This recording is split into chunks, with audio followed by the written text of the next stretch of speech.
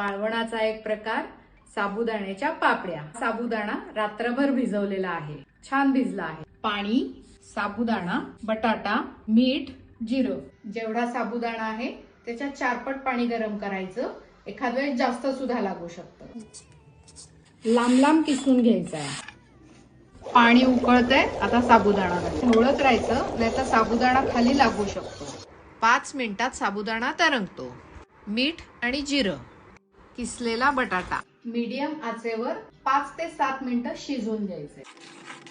आणखीन 5 मिनिटं झाकण ठेवून शिजवूया, आणखी चांगलं शिजेल। तयार झालं का बघूया। हे आपण पातेल्यात घेऊया। तो असा लगेच हलला नाही पाहिजे। ही कन्सिस्टन्सी बरोबर आहे वाळवायला घालण्याच्या दृष्टीने। आता आपण पापड्या घालूया। पापड्या छोट्या छोट्याच कराव्यात, म्हणजे कमी तेलात तळता येतात।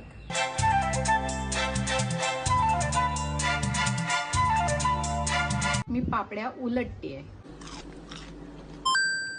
पापड्या तळायला रेडी।